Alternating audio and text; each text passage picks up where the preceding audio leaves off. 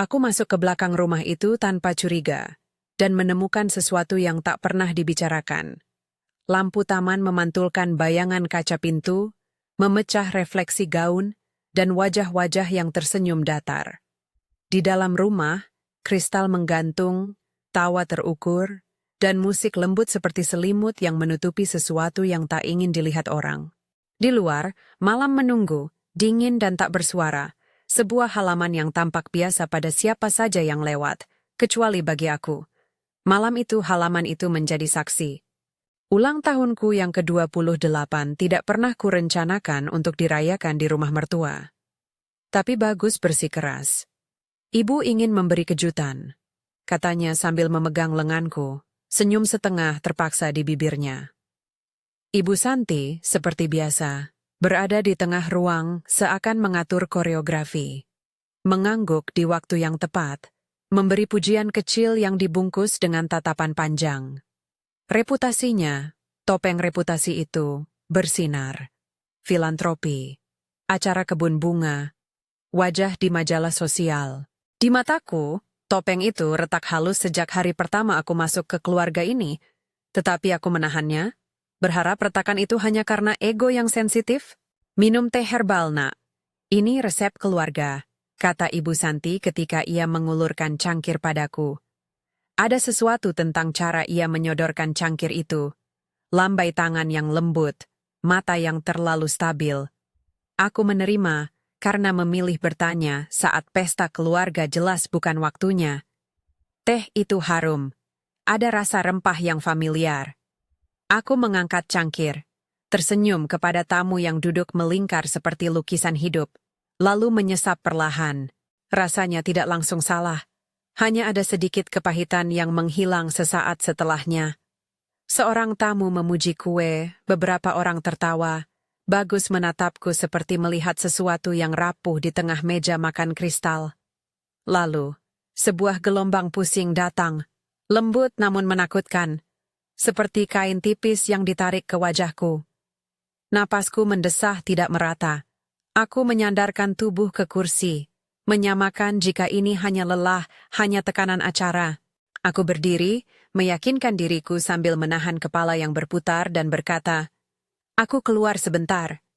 Pintu kaca geser ke belakang terbuka dengan bunyi ringan. Udara malam memukul wajahku, dingin, kering, dan terasa seperti kebenaran. Angin membawa wangi tanah dan sedikit parfum yang tak asing dari pesta. Ada mawar, ada sesuatu yang lebih berat. Aku melangkah ke rerumputan yang dingin, merasa sedikit lega karena udara membantu meringankan pusing. Namun, langkahku melambat ketika mata menyesuaikan dengan kegelapan taman. Di bawah cahaya lampu taman, ada dua sosok yang menunduk. Tubuh mereka membentuk siluet yang asing dan mengerikan. Ada satu gerakan yang menusuk. Mereka menggali. Mataku melihat tanah yang terangkat, sekop meninju bumi, lubang yang menganga seperti mulut lupa. Di samping lubang, beberapa benda teronggok. Sebuah koper tua, sebuah jerigen besi dengan tutup yang rapat, dan tumpukan kertas yang terikat pita. Sekilas seperti surat wasiat, tetapi bukan. Kertas-kertas itu berisi nama-nama, angka-angka, dan cap yang membuat perutku berputar. Suara jam yang jauh di rumah terdengar seperti sedang menghitung detik. Tanganku yang masih memegang cangkir teh gemetar. Aku hampir menumpahkannya. Ada tulisan di salah satu dokumen yang membuat darahku membeku. Sarah Amalia. Sarah. Nama yang pernah aku dengar dalam bisik-bisik mantan istri Bagus, yang pindah begitu saja tanpa banyak penjelasan. Beberapa tahun lalu, ketika aku baru mengenal Bagus, cerita tentang Sarah diberi selubung. Rumah tangga mereka berantakan. Orang-orang berbisik. Ia pergi. Tidak ada berita resmi yang jelas, hanya ruang kosong yang selalu membuat aku bertanya-tanya pada alasan. Sekali aku coba tanya ringan pada Bagus, dia mengalihkan pandangan. Ada tempat di rumah mertuaku yang tidak boleh disentuh, dan nama Sarah selalu menjadi salah satunya. Sekarang namanya tertera di kertas-kertas itu. Ada alamat lama, ada nomor rekening, dan ada cap yang mirip tanda tangan yang pernah aku lihat. Tanda tangan yang serupa dengan milikku pada dokumen pernikahan yang lama, aku lihat satu kali di meja kerja Bagus. Dengungan di kepalaku menjadi keras. Sekop jatuh karena tangan yang menggenggamnya sedikit bergetar. Mereka berdua, Ibu Santi dan Bagus, mendongak, dan mataku bertemu mata Bagus. Di sana tidak ada panik, hanya kebekuan yang membuatku dingin hingga ke tulang. Apa yang... Suaraku nyaris tak terdengar. Mereka berpaling cepat dan, dalam sekejap, langkah melangkah ke arahku. Tubuhku tidak sempat berlari. Pusing berubah jadi lemas, lalu gelap. Aku merasakan lantai seperti hendak berlubang. Lalu aku terjatuh di ambang pintu. Cangkir pecah menyebar seperti pecahan pagi. Saat kesadaran mulai mengabur, aku memilih melakukan sesuatu yang bodoh dan praktis. Berpura-pura. Dalam kecemasan hitam itu ada perhitungan sederhana. Jika aku pingsan, mungkin mereka akan segera menyakitiku, atau mungkin malah membiarkanku terbaring. Namun berpura-pura mati juga memberikan cara lain, mengamati. Ketika aku menutup mata, aku berusaha menyaring suara. Langkah-langkah mendekat, perintah singkat dalam bisik, dan kemudian tangan yang kuat meraih lenganku. Aku ditarik, dan rasa dingin logam menyentuh tubuhku saat mereka menggendongku ke sebuah jalan sempit di belakang rumah, menuju gudang kecil yang selama ini hanya kuanggap penyimpanan peralatan taman. Gudang itu khas milik keluarga kaya. Lantai semen, rak-rak besi berdebu, dan lampu yang bergoyang memberikan ilusi hangat tapi sejuk. Mereka menaruh aku di atas meja kerja yang ada bekas cat tua. Bau bensin dan bahan pembersih menyergap, bukan bau yang mereda seperti aroma parfum di ruang tamu. Suara tawa tamu di kejauhan terdengar samar. Di sana, di bawah lampu yang redup, aku membuka mata perlahan, berpura-pura tak sadar. Apa yang harus kita lakukan kalau ternyata dia... Ibu Santi memulai, suaranya yang lembut berbunyi seperti jarum jam patah. Bagus menatap ke sekeliling, matanya penuh was-was. Kita akan bawa dia ke rumah lama, katanya. Semua sudah disiapkan. Tidak ada lagi saksi. Suaranya datar, seperti membaca daftar belanja. Ada sesuatu dalam nada itu yang membuat perutku kram, ketidakpedulian yang membeku. Mereka tidak berbicara seperti suami istri yang panik. Mereka berbicara seperti perencana yang sudah menghitung kemungkinan. Di bawah meja, aku meraih sekotak kecil yang berisi peralatan taman, sarung tangan, kunci, dan sebuah kotak logam yang ketika ku gerakkan, berisi dokumen-dokumen. Tanganku gemetar, tetapi aku berpura-pura tak bisa bergerak. Ada beberapa napas yang datang dekat, suara langkah yang melangkah menjauh. Mereka meninggalkanku sendirian, atau setidaknya mendinginkan sekitar.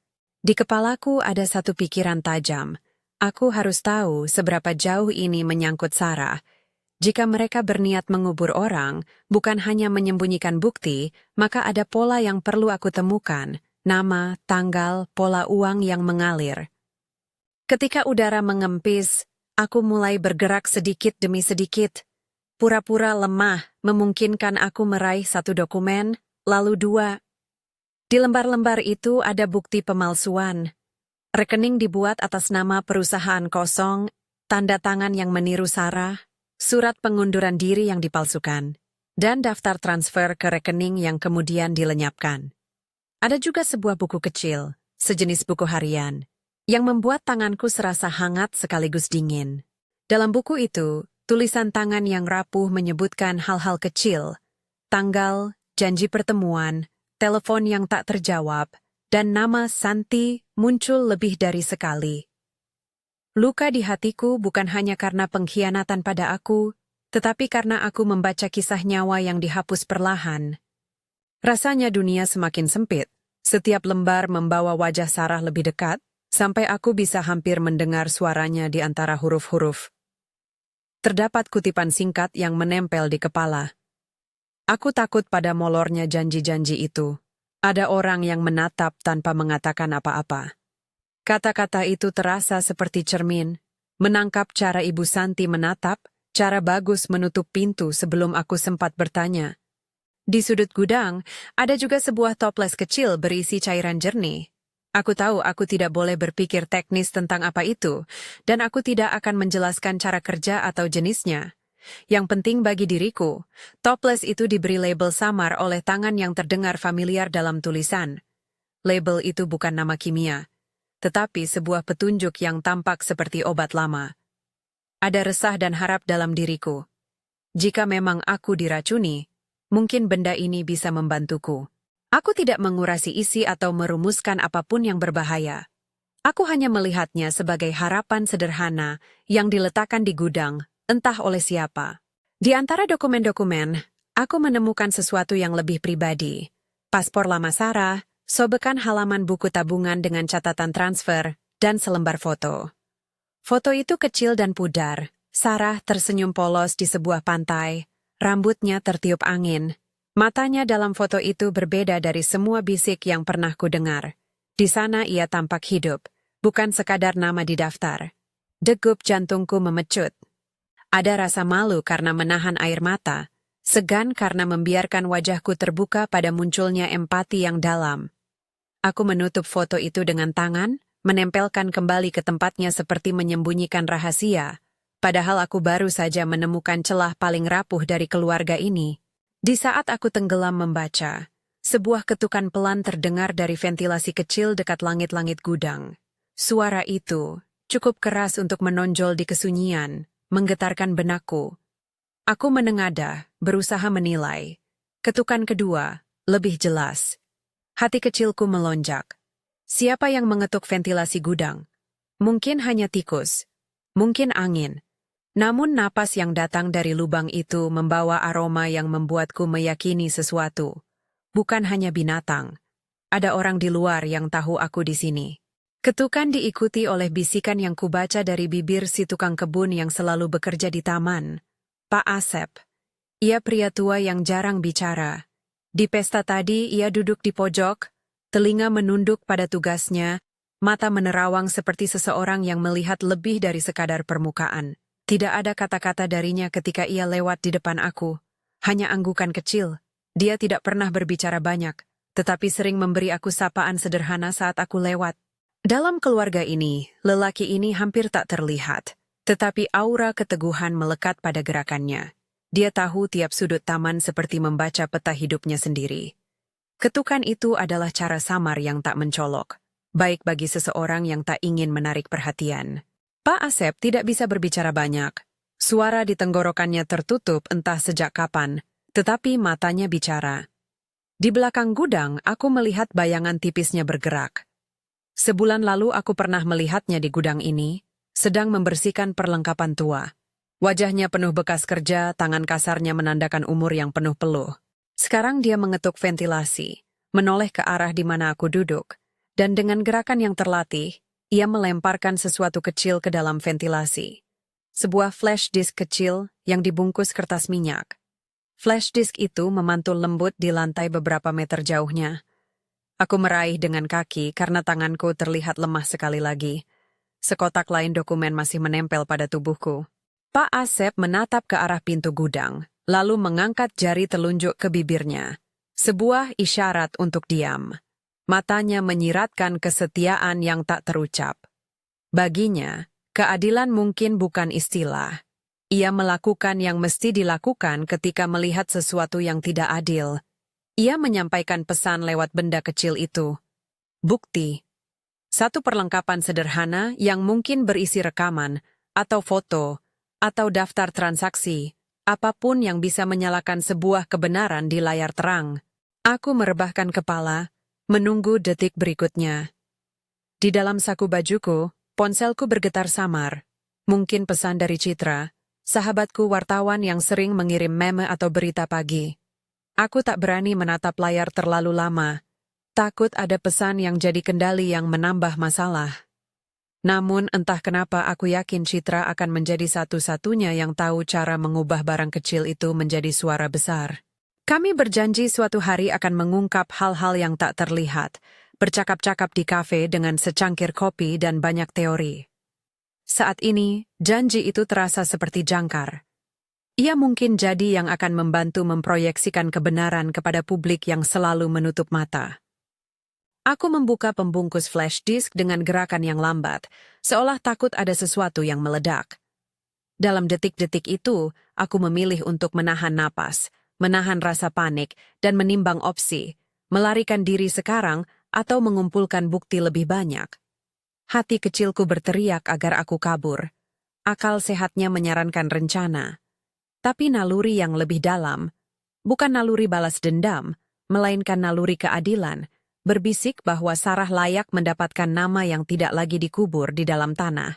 Aku membayangkan foto kecil itu, senyuman Sarah yang tertangkap dalam momen kebebasan.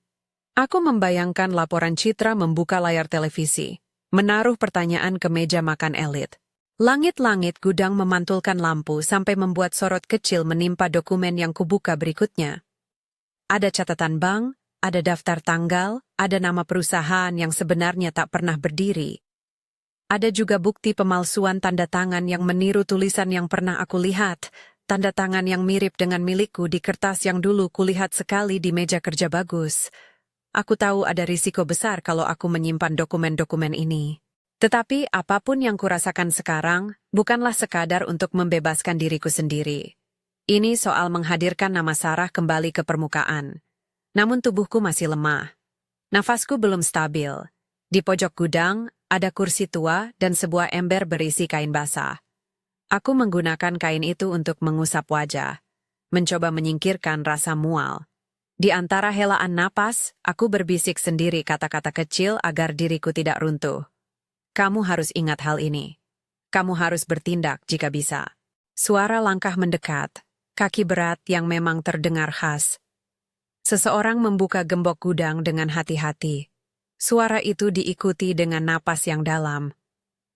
Aku menyembunyikan dokumen di balik papan kayu tua, menyembunyikan flash disk di balik kancing jas, kemudian berpura-pura tidur. Pintu sedikit terbuka dan cahaya menyingkap wajah yang datang. Dalam sekejap, sosok itu bukanlah Ibu Santi ataupun Bagus. Itu Pak Asep.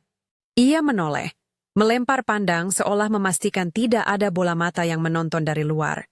Di wajahnya ada garis lelah dan keteguhan. Ia menaruh sesuatu di meja dan menutup pintu dengan lembut. Aku tidak bisa banyak bicara, aku berkata, suaraku serak. Tolong, jaga ini. Pak Asep mengangguk, lalu menyentuh bahuku dengan tangan kasar yang hangat. Meski ia tak bersuara, sentuhannya serupa kontrak tanpa kata. Ia berada di pihak yang sama. Detik-detik berikutnya menjadi tumpang tindih antara rasa takut dan harap. Aku tahu ada lebih banyak yang harus kubongkar, catatan, nama, susun bukti. Dan aku tahu juga bahwa waktu tidak berpihak padaku. Langkah-langkah berat kembali terdengar dari lorong luar. Kaki yang kini sepertinya bukan lagi sekadar tamu, tapi keputusan yang hendak diambil. Di dalam dadaku, napasku mengencang. Aku harus memilih. Melarikan diri dan menyelamatkan diri. Atau tetap dan melakukan sesuatu yang bisa memaksa kebenaran keluar ke permukaan.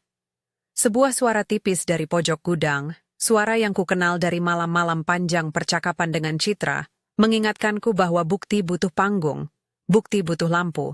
Dan di rumah ini, lampu berarti proyektor, layar, dan tamu.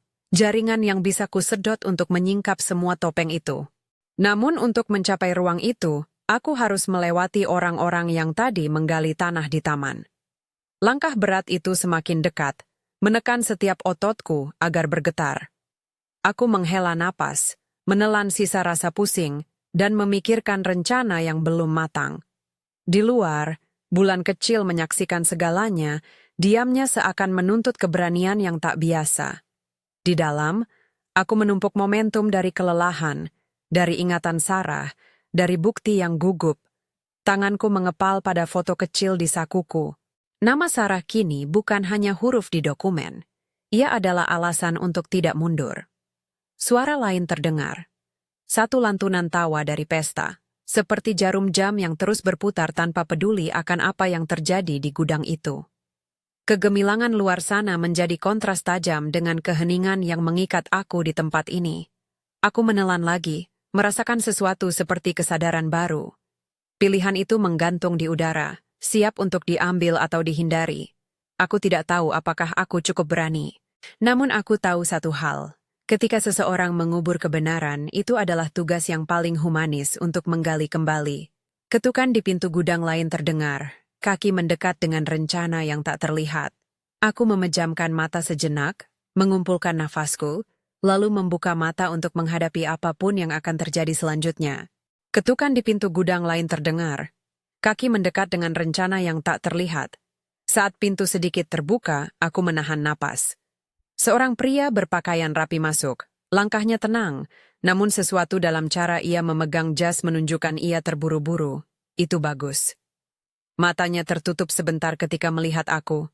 Ada kilasan rasa bersalah, lalu dinding kebekuan kembali menutup wajahnya. "Kau masih hidup?" Suaranya nyaris berbisik, seperti takut ada telinga lain yang mendengar. Aku mengangkat bahu, pura-pura tidak sadar. Sakit, pusing, kulirih pelan sehingga suaraku terdengar lemah. Dia menoleh, ragu sejenak, lalu berjalan mendekat. Di gerakannya, aku membaca kalkulasi. Dia ingin memastikan rencananya tetap aman, tapi tidak tega untuk bersikap kasar secara langsung. Disitulah kelemahan Bagus. Selalu di tengah-tengah, setengah kaki pada pihak ibu, setengah hati pada anak istrinya sendiri. Ia membungkuk mendekat dan menggoyangkan bahuku seperti memeriksa denyut. Tangan Bagus gemetar. Aku tahu, lebih dari siapapun, seberapa besar komplikasi ini bergantung pada perang batin kecilnya. "Kita harus memindahkanmu," katanya pelan, "ke rumah tua mereka. Itu lebih tersembunyi." Sementara dia sibuk mengecek tubuhku, pikiranku melintas cepat, merangkai setiap keping yang kutemukan. Dokumen, foto, catatan kecil dari buku harian Sarah, flash disk dari Pak Asep. Aku tahu kesempatan untuk mendapat lebih banyak bukti tidak akan datang dua kali. Maka ketika Bagus berbalik untuk mencari perban, aku melakukan gerakan kecil yang sudah kulatih sendirian dalam kepanikan. Aku berpura-pura terbangun setidaknya cukup untuk mengangkat pinggul dan menoleh ke arah rak. Ketika ia lengah, aku mengeletakkan foto Sarah ke dalam rok panjang yang kusesuaikan dengan gerak, menyelipkan flash disk ke dalam lipatan kain, dan menempatkan beberapa dokumen penting ke dalam kantong dalam jaketku. Ada momen di mana mata kami bertemu, dan ia melihat sesuatu di mataku. Bukan hanya rasa sakit atau permintaan maaf, tapi ancaman tak bersuara. "Jika kau ikut, semua ini akan terbuka." Ia menghela napas panjang, seolah mempertahankan sesuatu. "Ibu panik," gumamnya. "Kau tahu itu. Nanti kita buang saja semua ini." "Kau tak bisa terus seperti ini," jawabku, suaraku lebih tajam dari yang kuduga. "Jika kau ikut menutupinya, kau ikut menanggungnya. Sarah bukan hanya angka di rekening." Setelah itu, kesunyian memanjang. Ia meninggalkanku sendiri lagi, dan aku merasakan darah berdebar di pelipisku. Ketika lantai gudang kembali menyimpan suara, aku mulai menyusun rencana yang lebih konkret. Perlu lebih dari keberanian, perlu strategi. Pertama, keluarkan bukti tanpa diketahui. Kedua, sebarkan. Ketiga, jangan biarkan mereka mengelak dengan klaim kwitansi palsu atau koalisi uang. Citra harus tahu, dan publik harus melihat. Langkah pertama adalah ruang kerja di lantai atas. Kamar di mana Ibu Santi mengurus filantropi dan administrasi rumah. Di sana ada tablet yang mengontrol segala sesuatu. Lampu, pintu, kamera. Kata smart home terasa terlalu dingin untuk menjelaskan bagaimana semua itu membuat rumah ini terasa seperti panggung sinetron. Aku memikirkan kembali saat-saat kecil melihat sticky note di meja kerja Bagus, dengan angka yang mirip password. Pola-pola kecil selalu tertinggal oleh orang yang terlalu mengandalkan hal tampilan. Mereka meninggalkan pintu kecil yang bisa kupakai. Tapi aku juga tahu batasanku. Aku tidak akan meretas apapun. Aku akan memanfaatkan apa yang kebetulan terlihat. Dalam salah satu laci, aku pernah melihat sebuah buku agenda dengan catatan singkat. Nama hewan peliharaan, tanggal pertemuan, dan sebuah kode angka yang Bagus sering sebut pelan ketika menelepon ibunya. Kalau kebetulan kode itu masih ada, itu sudah cukup. Cukup untuk membuka aplikasi yang otomatis terkoneksi ke proyektor ruang tamu. Aku ingat persis di mana, karena beberapa kali semasa sering mengantar teh, aku melihat jari Ibu Santi mengetik angka itu. Pintu gudang terbuka kembali, dan aku menahan napas ketika Bagus masuk membawa beberapa kotak kecil. Ia menumpuknya di pinggiran meja lalu duduk, menatap keluar lubang kecil di gudang seperti orang yang takut melihat masa depan. Aku memutuskan bertindak. Sambil menjaga agar kepura-puraanku tetap rapi, aku mengaduk-ngaduk sarung tangan di bawah meja, sampai aku menemukan sebatang paku kecil. Benda sepele yang kemudian akan berguna untuk membuka ventilasi lebih leluasa. Aku mengirim isyarat kecil balik lewat mata ke arah ventilasi, berharap Pak Asep paham, agar ia menjaga posisi agar tak terlihat. Ketika kesempatan datang, aku menyelinap dari gudang menuju lorong servis yang jarang dipakai oleh tamu, lorong sempit yang menghubungkan gudang ke ruang kerja. Nafasku memendek setiap kali melewati segelintir lampu, namun aku menahan gema kaki seolah menapaki lantai rumah yang bukan lagi biasa. Di sepanjang lorong, aku menyentuh dinding, merasakan tekstur wallpaper yang lembut, halusnya topeng reputasi di seluruh rumah ini. Setiap langkah adalah ujian kecil pada suara jantung. Apakah ia akan normal atau akan terdengar di antara deru musik pesta di ruang tamu? Ruangan kerja itu lebih kecil daripada yang kubayangkan. Rak buku berderet rapi, sertifikat dari Yayasan Amal tergantung di dinding, dan di sudut ada meja kayu besar dengan komputer dan tablet. Pada layar monitor, tampak daftar acara, jadwal pertemuan, dan satu jendela kecil memperlihatkan thumbnail dari kamera halaman belakang. Rekaman yang baru saja menunjukkan penggalian di taman. Aku berdiri terpaku. Di layar itu terlihat jelas, dua bayangan, gerakan tanah, koper, jerigen. Semua yang kulihat dengan mataku sendiri sekarang terekam dalam bentuk yang tak bisa dibantah.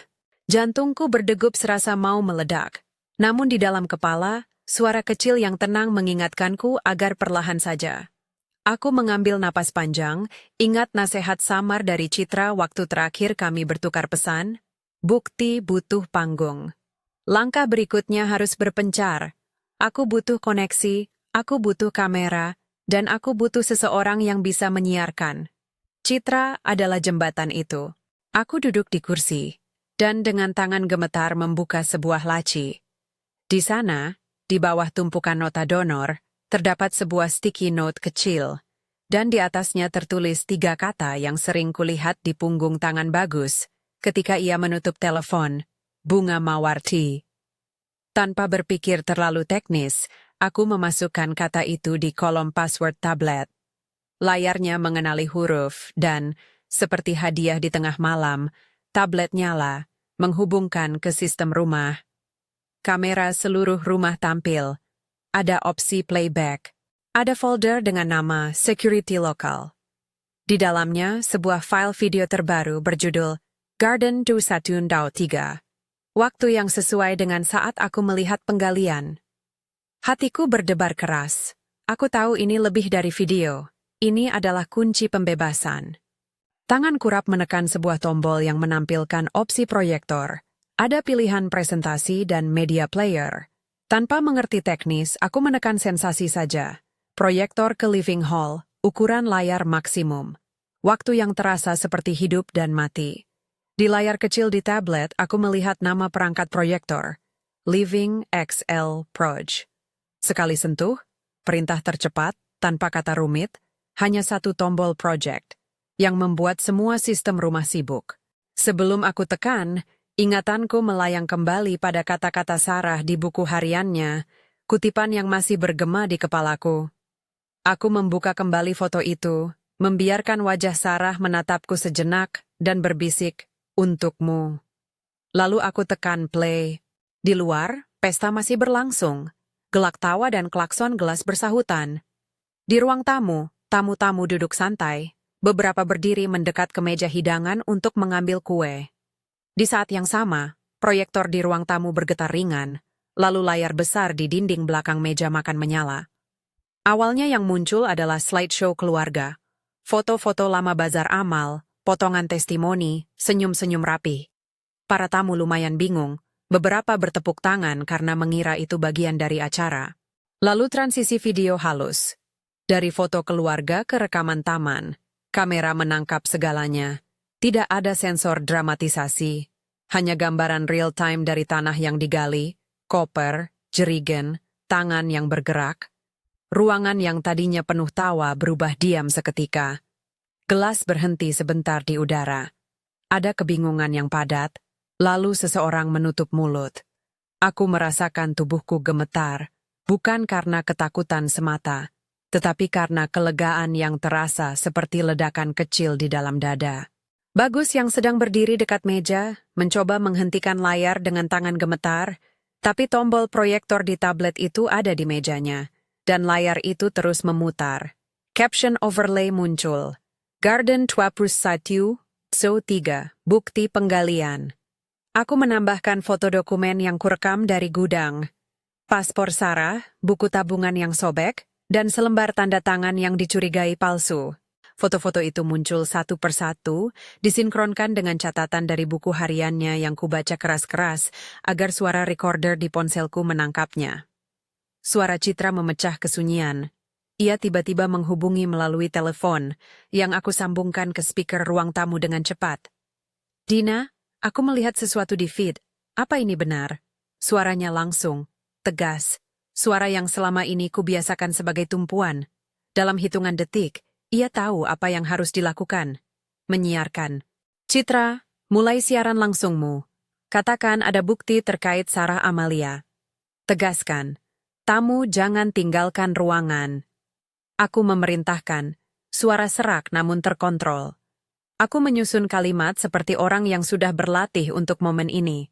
Bukan untuk membalas, tetapi untuk menuntut pertanggungjawaban. Dan Citra melakukan apa yang dia ahli. Sebuah siaran yang cepat, padat, tak berbelit. Layar kecil di pojok menunjukkan namanya, ringkasan singkat berita, dan notifikasi chat yang berisi keheranan penonton. Dalam hitungan menit, video itu menjadi viral. Ponsel para tamu bergetar, kamera amatir mulai merekam dari sudut-sudut. Tamparan realitas menampar topeng reputasi hingga retak. Beberapa tamu, yang tadinya nampak tenang dan memegang gelas kristal, tampak pucat. Ada bisik-bisik keras. Pendapat para tamu berbelah antara yang terkejut dan yang mencoba menyangkal.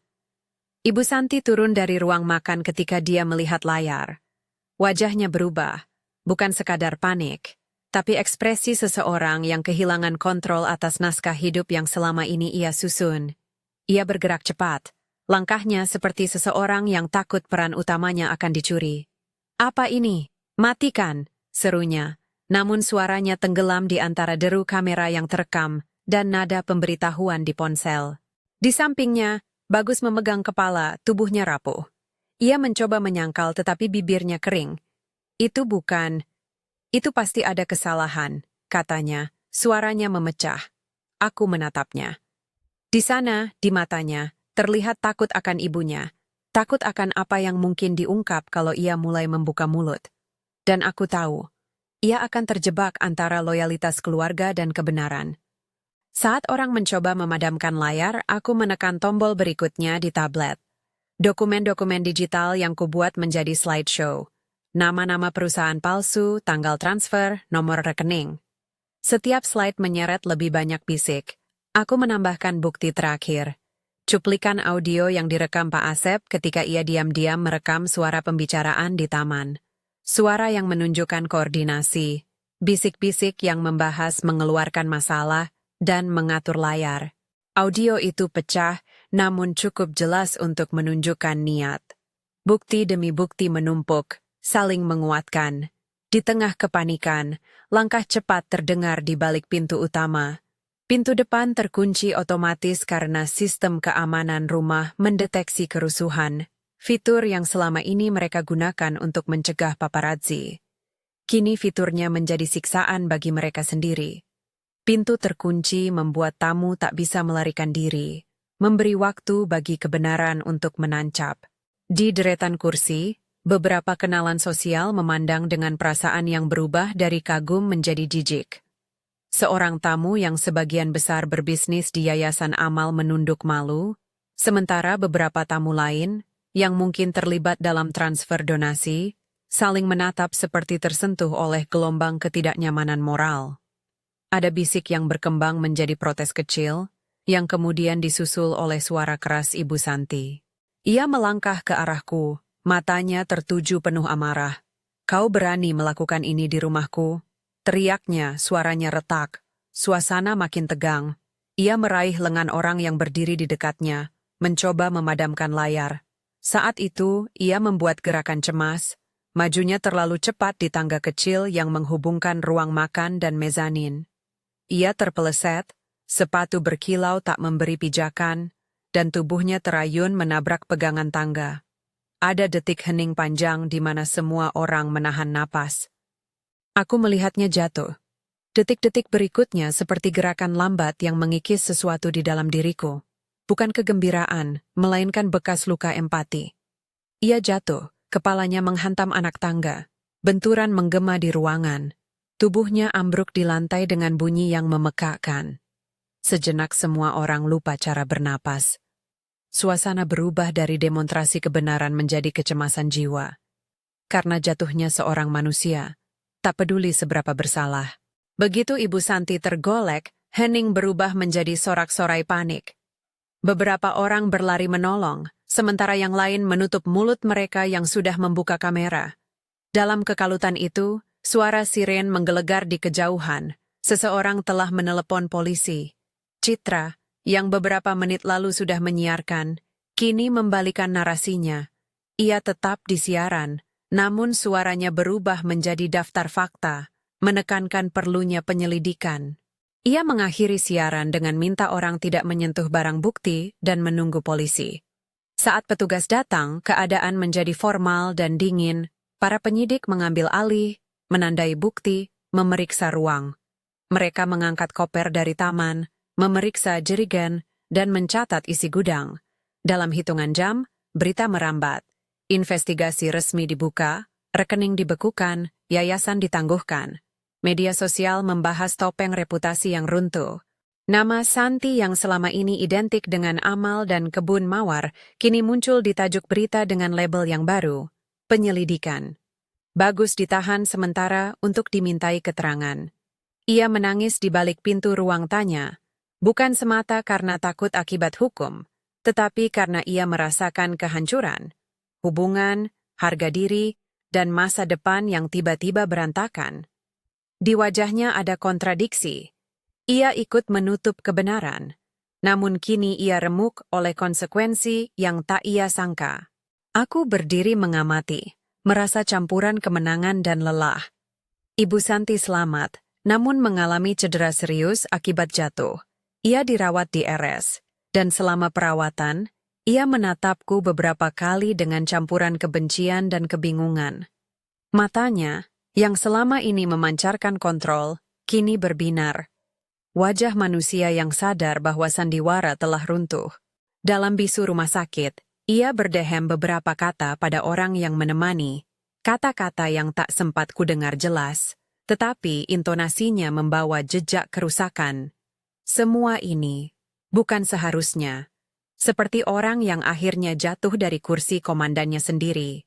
Setelah penggeledahan itu, polisi mengamankan sejumlah dokumen dan flash disk sebagai bukti. Citra memberi pernyataan sebagai saksi. Pak Asep dipanggil dan memberikan pengakuan melalui isyarat dan beberapa catatan yang diterjemahkan oleh seorang relawan yang hadir. Ia digambarkan sebagai saksi kunci yang tak terduga. Sosok bisu yang tenang menjadi agen keadilan. Aku tahu ia tidak mencari sorotan. Dia hanya ingin kebenaran. Selama hari-hari berikutnya, proses hukum berjalan lambat namun pasti. Media mengorek lebih banyak, pengacara-pengacara sibuk menyiapkan argumen, dan pengadilan digemakan oleh bisik-bisik tentang kekuasaan dan korupsi. Pak Asep memberi keterangan sederhana. Ia melihat sesuatu di taman, ia merasa ada yang salah, ia merekam sedikit, dan ia menyerahkan bukti itu kepada aku. Kesaksiannya sederhana, namun kuat, karena ia tak mengada-ada. Ia tak butuh retorika untuk meyakinkan orang. Aku sering berada di antara meja penyidik dan atap rumah yang kini dipenuhi awak berita. Banyak orang menanyakan mengapa aku tidak memilih untuk menuntut pembalasan secara pribadi, mengapa ku sedot ke publik alih-alih menyelesaikan secara diam-diam. Jawabanku selalu sama. Sarah tak bisa bicara lagi. Ini tentang memberi nama pada kehilangan. Aku melihat surat kabar memuat halaman demi halaman. Alat bukti, kutipan dari buku harian Sarah, potongan transfer yang membuktikan aliran uang, dan foto-foto yang kusisipkan ke media. Orang-orang yang selama ini menutup mata kini tak bisa lagi pura-pura. Selama periode itu, aku juga bertarung dengan rasa bersalah. Aku melihat bagaimana runtuhnya keluarga ini mempengaruhi orang-orang tak bersalah. Pegawai yang kehilangan pekerjaan, saudara yang terasingkan oleh stigma, dan komunitas yang kebingungan. Keadilan jarang datang tanpa kerusakan. Itu adalah kenyataan pahit. Aku tidak merayakan keruntuhan pribadi mereka. Aku menuntut akuntabilitas atas tindakan yang menyapu nyawa. Sarah, yang namanya kubacakan di ruang sidang beberapa kali, menjadi simbol. Bukan untuk dirayakan sebagai martir, tetapi diakui sebagai manusia yang pernah hidup, takut, dan berharap. Ada malam-malam di mana aku duduk sendiri dengan buku harian Sarah di pangkuanku, membaca halaman demi halaman hingga jam larut. Kutipan-kutipan itu menyusup ke darahku. Inilah beberapa fragmen yang tak bisa kuhapus dari ingatan. Aku menulis ini dengan tangan yang gemetar. Mereka bilang itu hanya konflik kecil, bahwa aku akan tenang jika aku mengalah. Tapi setiap pengadilan kecil membuat rumah ini semakin sempit. Aku takut, bukan pada kata-kata, tapi pada tindakan mereka yang senyap.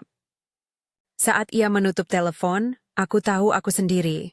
Mereka menuliskan alasan di kertas, lalu memberikannya pada bank. Mereka menulis kata resign atas namaku tanpa pernah membicarakan padaku. Aku merasa seperti foto yang dipindahkan dari album. Aku menanam mawar di halaman untuk mengingatkanku bahwa sesuatu yang indah juga bisa berduri.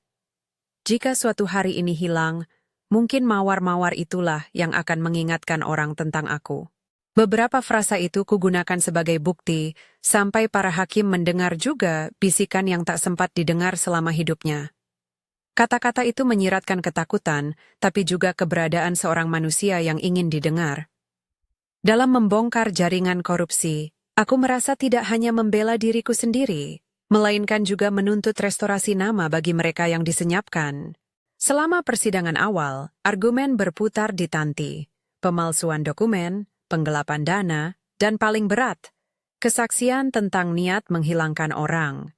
Penyidik menemukan bukti transaksi yang mengalir ke rekening yang dikendalikan oleh perusahaan cangkang. Mereka menemukan tanda tangan yang dihapus dari dokumen penting, dan mereka menyimpulkan adanya pola penghilangan korban yang mengganggu.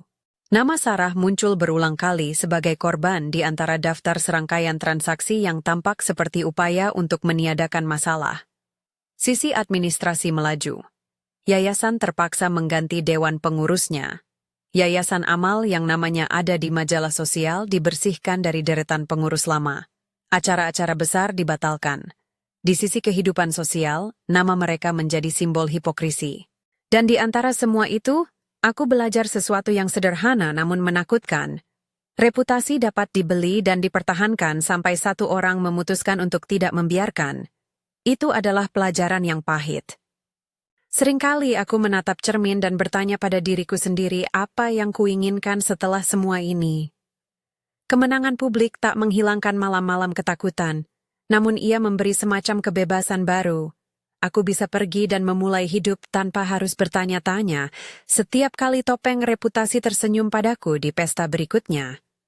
Aku memutuskan, perlahan, untuk mengambil langkah yang mungkin orang anggap radikal. Meninggalkan rumah itu tanpa penyesalan materi. Ada uang di rekening yang berubah menjadi biaya pengacara, tapi tidak ada yang bisa membeli kembali waktu yang hilang. Aku tidak menuntut balas harta, aku menuntut keadilan. Maka ketika kasus mencapai titik di mana bukti cukup kuat, dan pengadilan menunjukkan tanda-tanda akan memanggil saksi lebih lanjut, aku membuat keputusan yang paling pribadi. Aku pindah jauh dari kota itu. Keputusan itu bukan pelarian dari rasa tanggung jawab. Sebaliknya, ia adalah bentuk perlindungan untuk bisa hidup. Aku meninggalkan rumah besar, memutuskan untuk tidak kembali ke ruangan-ruangan yang mengingatkan pada bau teh yang mengkhianatiku. Aku membawa hanya 2 koper kecil. Satu berisi bukti cadangan, dokumen yang disimpan di safe deposit box di bank, dan satu lagi berisi benda-benda pribadi. Foto, buku harian Sarah yang kubaca, dan beberapa pakaian.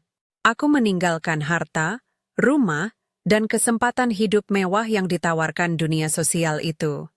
Dalam hari-hari setelah kepindahanku, orang-orang mengirimi pesan, beberapa mengucapkan terima kasih, beberapa mengutuk, dan beberapa memilih diam.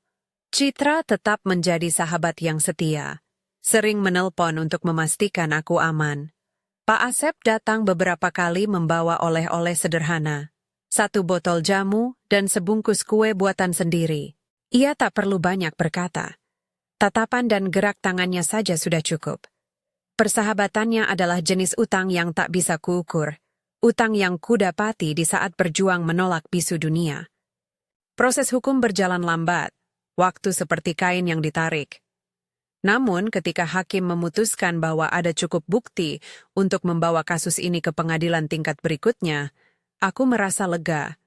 Bukan karena dendam yang tuntas, tapi karena nama Sarah tidak lagi jadi bisik di ruang keluarga.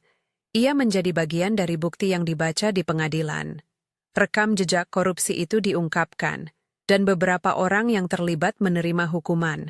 Beberapa karena peran langsung, beberapa karena kelalaian. Kehidupan mereka tidak sempurna lagi, setidaknya tidak seperti sebelumnya. Hari ketika putusan pembacaan awal dirilis, aku duduk di sebuah kafe kecil, menatap hujan yang jatuh perlahan. Citra mengirimi foto halaman depan koran. Skandal keluarga sosialita mengemuka, bukti ungkap tindakan terstruktur. Ada potret Ibu Santi yang tampak berkepala perban dan Bagus yang menunduk di balik pengacara. Di antara berita-berita itu, ada pula artikel panjang yang menyebut Sarah dengan hormat. Wanita yang menuntut suaranya kembali. Membaca tulisan itu membuat mataku panas, bukan karena kemarahan maupun kebencian, melainkan adanya pengesahan bagi kehilangan yang selama ini tak dibiarkan disebut. Beberapa orang menanyakan padaku, apakah aku merasa puas? Jawabanku selalu sama. Keadilan bukanlah kemenangan instan. Ia adalah proses yang memperbaiki sedikit demi sedikit. Namun, ketika aku berjalan di jalanan kota baru, tanpa harus menunduk pada bisikan orang yang dulu tampak penting, aku merasakan sesuatu yang sederhana. Napas yang tak lagi terganggu oleh rasa was-was. Aku merasakan kebebasan yang sederhana itu, jatuhnya seperti hujan halus di musim kemarau. Malam sebelum sidang besar, aku duduk memegang buku harian Sarah dan menulis sendiri hal-hal yang ingin kusebutkan di persidangan. Aku menulis bukan untuk memperjuangkan nama diriku, melainkan untuk memastikan tidak ada lagi Sarah-Sarah lain yang dikubur di kebun belakang rumah megah. Aku membayangkan mawar-mawar yang dulu ditanam Sarah, tumbuh liar meskipun rumah itu berusaha membunuh ingatan. Ada harap kecil bahwa orang-orang akan lebih berhati-hati pada kata hilang di masa depan. Ketika akhirnya aku kembali ke kota itu untuk memberi kesaksian, senyum beberapa orang yang dulu memandangku sinis kini memudar. Di ruang sidang, para saksi dipanggil, dan aku berbicara dengan suara yang bermartabat. Bukan dingin, tetapi tegas. Aku membaca fragmen dari buku harian Sarah, menaruh foto kecil itu di meja bukti, dan memandang panel hakim. Di sana, di antara argumen hukum dan pembelaan, ada sebuah momen sederhana. Seorang hakim menatapku dengan ekspresi yang bukan hanya sebagai penegak hukum, melainkan sebagai manusia yang mengerti bobot kata-kata. Setelah semua itu, ketika sidang berakhir dan keputusan mulai menemukan bentuk, aku duduk di luar gedung pengadilan. Langit sore memantulkan cahaya tembaga. Beberapa orang menghampiriku, memberi salam, memberikan ucapan terima kasih. Citra berdiri tidak jauh, menyeringai lebar.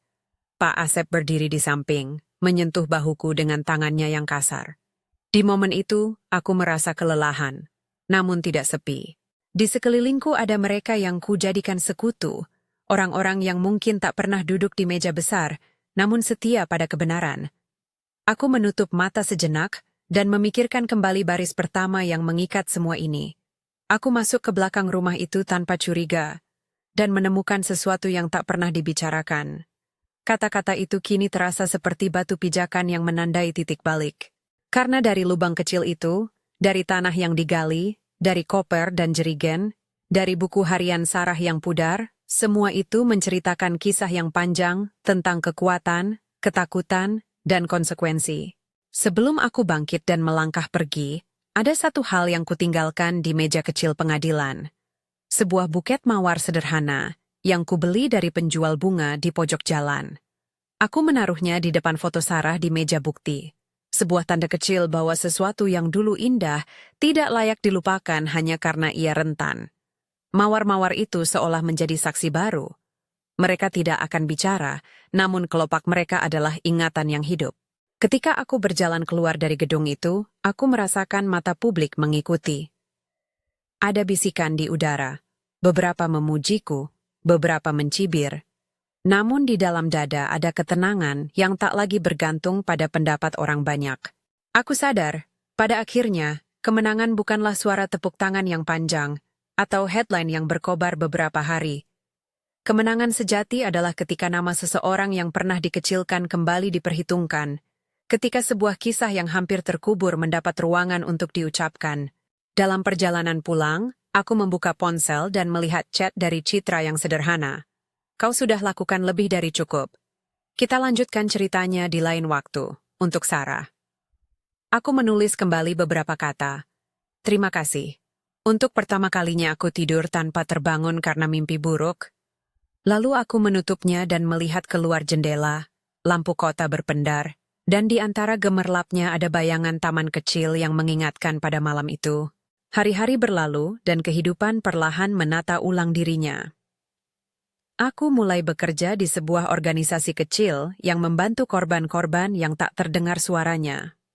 Pekerjaan itu bukanlah panggung, namun ia memberi makna. Aku sering bertemu perempuan yang membawa cerita yang mirip, hilangnya dokumen, penghilangan suara, dan tekanan halus yang mencoba membuat mereka meragukan diri. Di setiap cerita, aku mendengar gema Sarah. Di setiap wajah, aku melihat kemungkinan pemulihan. Kadang pada malam yang tenang, aku masih memikirkan Bagus, bukan dengan kebencian, tetapi dengan kesedihan. Ia adalah contoh bagaimana ketakutan bisa menguasai pilihan. Aku berharap ia menemukan ruang untuk bertobat, jika bukan demi dirinya sendiri, maka demi mereka yang ia sakiti. Dan ada Ibu Santi, yang kini hidupnya jauh dari sorotan. Kabar terakhir yang kudengar, ia menjalani perawatan intensif namun dalam keheningan yang panjang. Suatu pagi, ketika aku berjalan melewati sebuah taman baru, aku melihat mawar yang tumbuh liar di sudut pagar. Aku tersenyum. Hal-hal yang ditanam dengan niat baik atau niat jahat tetap tumbuh. Perbedaannya adalah siapa yang menjaga mereka. Aku memetik satu kelopak, menempelkan pada jurnal yang kubawa, lalu menuliskan beberapa kata sebagai peringatan dan juga doa sederhana. Jangan pernah menutup mulut mereka yang takut. Dari suara kecil muncul kebenaran besar. Cerita ini, bagiku, bukan tentang keruntuhan glamor atau balas dendam. Ini tentang bagaimana sebuah langkah kecil membuka pintu belakang saat kepala pusing, mengambil napas malam, dan melihat tanah yang digali, dapat mengubah takdir banyak nyawa. Aku masuk ke belakang rumah itu tanpa curiga, dan menemukan sesuatu yang tak pernah dibicarakan. Namun karena aku melihatnya, karena aku memilih untuk bertahan dan berbicara, sesuatu yang dulu dibisukan kini berbicara lantang. Kebenaran kadang datang dari langkah-langkah yang paling sederhana. Terima kasih sudah mendengarkan kisah ini sampai akhir. Tulis dari mana kamu menonton di kolom komentar, dan jangan lupa like serta subscribe agar kamu tidak ketinggalan cerita-cerita lain yang mengangkat suara-suara yang tersenyap. Jika kau ingin, ada playlist cerita serupa yang bisa kau lihat selanjutnya. Kisah-kisah tentang keberanian kecil yang mengubah dunia.